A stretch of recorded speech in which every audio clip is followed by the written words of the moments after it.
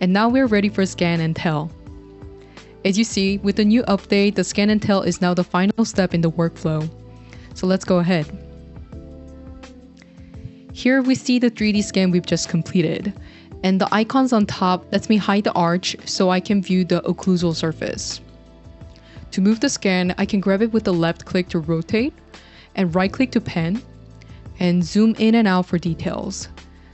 As I hover over this 3D scan, it automatically picks up on 2D image on the surface my cursor is located. And when you see an image you would like to capture and consult with your patient, double click. And it leads me to the findings classification. Select the tooth that we've taken a picture of, and all the findings are here. If you don't see the one you're looking for, click the other to customize your own. I'm entering old amalgam for this, and here are my treatment options: early intervention, short-term, immediate action to urgent, and the explanation why the doctor is recommending this treatment. Let's save and close this finding. Here we see our finding on the scan, and we can add multiples if we want, and find our selection on the bottom panel. We can also edit or delete our existing ones. After the consultation, the most exciting part is you can actually share this with the patient now. We offer two formats, with the PDF report and the 3D file to their email. When you click the PDF report, it automatically opens the window of the report with the case details, both of my arches, the 2D image we've captured, along with the findings we've discussed in the Scan and Tell. If you've added any additional notes or photos, they will also appear on this report. Let's exit out to discuss on the other format of sending the 3D scan to the patient's email.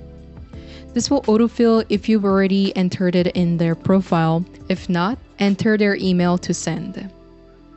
And the patient will receive an email with the link to their 3D scan data. When they click on it, it will take them to a web page with the case details and the treatment plan on the bottom.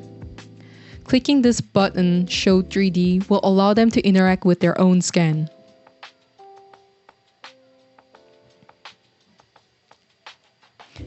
Let's take it to the full view. Here, we have the same icons to hide the arches so we can view one at a time. If the patient is opening this on their phone, they can use their fingers to rotate around and pinch on the scan to zoom in and out. When the patient first opened the file and see the front view of their own teeth, as Emily mentioned, they recognize and identify it as their own.